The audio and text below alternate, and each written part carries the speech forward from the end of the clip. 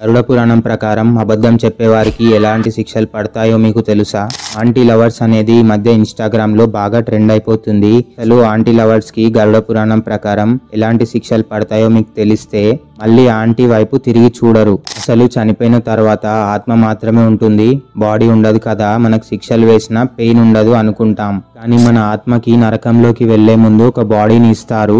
ఆ బాడీకి శిక్షలు వేసి వేసి అది చనిపోతే మన శిక్షలు ఇంకా పెండింగ్ ఉంటే మనకు ఇంకో బాడీని కూడా ఇస్తారు. అలా మన శిక్షలు పూర్తయ్యే వరకు మనకు బాడీస్ ఇస్తూనే ఉంటారు. చనిపోయిన తర్వాత వేసే శిక్షల గురించి ఇప్పుడు తెలుసుకొని ఏం చేస్తామని మీరు అనుకుంటే అదే పెద్ద తప్పు. ఎందుకంటే వీటి గురించి బ్రతికున్నప్పుడు తెలుసుకొని అలాంటి తప్పులు చేయకుండా ఉంటామనేదే గరుడ పురాణం యొక్క మెయిన్ పర్పస్ అని నాకు అర్థమైంది. సనాతన ధర్మం ప్రకారం ఉన్న 18 మహాపురాణాలలో గరుడ పురాణం ఒకటి. ఇందులో మనిషి పుట్టుక, చావు, చనిపోయిన తర్వాత ఏం జరుగుతుంది, స్వర్గం, నరకంలో పడే శిక్షల గురించి చాలా డీటెయిల్డ్ గా ఉంటుంది. ఈ వీడియోలో గరుడ పురాణం మొత్తం తెలుసుకోలేం, కానీ మనిషి చేసే తప్పులకి గరుడ పురాణం ప్రకారం చనిపోయిన తర్వాత ఎలాంటి శిక్షలు పడతాయి అనేది తెలుసుకుందాం. అందులో మొదటి శిక్ష కాలసూత్రం. ఈ శిక్ష తల్లిదండ్రులను, వయసులో పెద్దవారిని అవమానించిన వారికి వేస్తారు. ఇందులో పాపం చేసిన వారిని బాగా మండే ఫ్లోర్ పైన పరిగెట్టిస్తారు. కింద ఫ్లోర్ పైన మంటలుంటాయి అండ్ పై నుండి కూడా మంటలు వస్తుంటాయి. పాపం ఎంత ఎక్కువ ఉంటే అంతసేపు పరిగెత్తాలి. రౌరవం. ఇతరుల ఆస్తిని, సంపదను లేదా వస్తువులను అన్యాయంగా లాక్కున్నా, దొంగతనం చేసిన వాళ్లకు ఈ శిక్ష పడుతుంది. ఇందులో పాపం చేసిన వారిని పాములతో కరిపిస్తారు. పాములు శరీరం అంతా కరుస్తాయి. చాలా భయంకరంగా ఉంటుంది. కుంభిపాకం. ఈ శిక్ష అమాయకపు జంతువులను హత్య చేసిన వారికి, జస్ట్ టైంపాస్ కోసం జంతువులను వేటాడిన వారికి వేస్తారు. కుంభిపాకంలో నూనెని చాలా వేడి చేసి అందులో పాపం చేసిన వారిని వేసి అందులో కాలుస్తారు. క్రిమి భోజనం. ఈ శిక్ష ఎవరైతే ఇంటికి వచ్చిన అతిథులకు గౌరవం ఇవ్వరో, ఆహారాన్ని వేస్ట్ చేస్తారో, వేరే ఆడవాళ్ళని లేదా మగవాళ్ళని తమ అవసరాల కోసం వాడుకొని వదిలేస్తారో వారికి క్రిమి భోజనం శిక్ష వేస్తారు. స్వార్థం చాలా ఎక్కువగా ఉన్న వారికి కూడా ఇదే శిక్ష. ఇందులో పాపం చేసిన వారిని పురుగులతో, పాములతో నిండి ఉన్న ఒక గుంతలో పడేస్తారు. పురుగులు శరీరం అంతా తింటుంటాయి. చాలా భయంకరంగా ఉంటుంది. ఈశాసనం. దీన్ని సరమయాసనం అని కూడా అంటారు.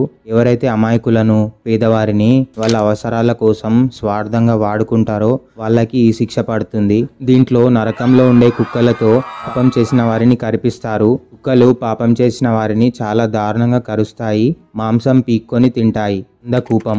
ఎవరైతే మంచి వారిని బాధ పెడతారో, ఇతరులకు సహాయం చేసే కెపాసిటీ ఉండి కూడా, సహాయం చేసే పొజిషన్లో ఉండి కూడా సహాయం చెయ్యరో వాళ్ళకి అందకూపం శిక్ష పడుతుంది. ఒక పెద్ద బావిలో లేదా గుంతలో పాపం చేసిన వారిని పడేస్తారు.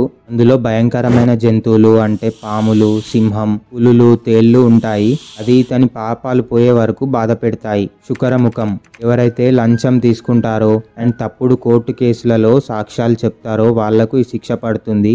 ఇందులో మనం చెరుకు రసం చేసుకునే మెషిన్స్ ఉంటాయి కదా, అలాంటి మెషిన్స్ లో యమభటులు పాపం చేసిన వారిని వేసి క్రష్ చేస్తారు. ఎవరైతే ఇచ్చిన మాటను తప్పుతారో, గ్రంథాలను హేళన చేస్తారో, గ్రంథాలను అవమానించిన లేదా విద్యార్థులను రాంగ్ రూట్ లో గైడ్ చేసిన వాళ్లకు ఈ శిక్ష పడుతుంది.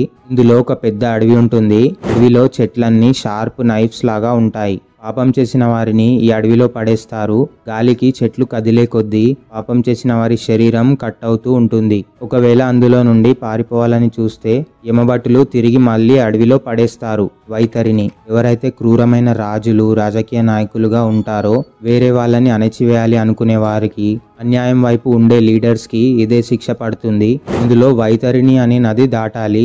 నది మాత్రమే కదా, ఈజీగా దాటేయొచ్చు అని మీరు అనుకుంటే మీరు నదిని తక్కువ అంచనా వేస్తున్నారు. ఈ నది ఎంత డేంజర్ అంటే దీన్ని గంగా నది ఉగ్రరూపం అంటారు. ఇందులో రక్తం, మలం అంటే ఎక్స్క్రీషన్, శవాలు ఉంటాయి. కంప్లీట్ గా భయంకరమైన క్రొకోడైల్స్ ఇంకా గద్దలు ఉంటాయి. అవి నది దాటే వాళ్లను కరుస్తూ, పొడుస్తూ ఉంటాయి. సమాజంలో వేరే వాళ్లను కష్టపెట్టిన వారు కూడా ఈ నది తప్పకుండా దాటాలి. సమిశ్రం. వేరే వాళ్ళ ప్రాపర్టీని అన్యాయంగా దొంగతనం చేసిన వారు, వేరే వాళ్ళ భార్యని అన్యాయంగా కిడ్నాప్ చేసి అన్యాయంగా తప్పుడు పని చేసిన వారికి ఈ శిక్ష పడుతుంది.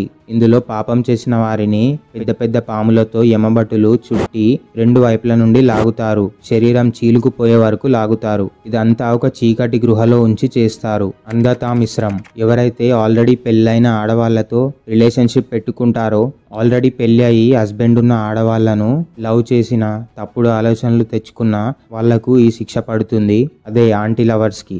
ఇందులో ఒక చీకటి గుహలోకి తీసుకువెళ్లి బాడీని కట్టిపడేసి పెద్ద పెద్ద రాడ్స్తో కొడతారు. గృహ లోపల లాగుతూ కొడతారు.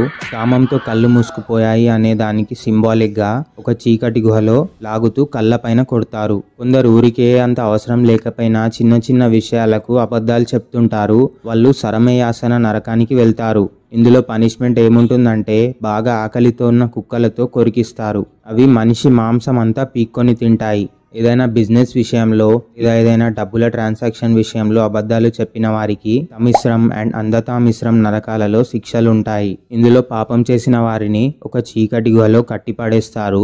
అన్నం నీళ్లు ఇవ్వకుండా కొడుతూనే ఉంటారు. ఇవి కొన్ని శిక్షలు మాత్రమే. ఇంకా గరుడ పురాణంలో చాలా శిక్షలు ఉన్నాయి. ఇంకా ఎలాబొరేట్ గా డిస్కస్ చేసుకోవచ్చు.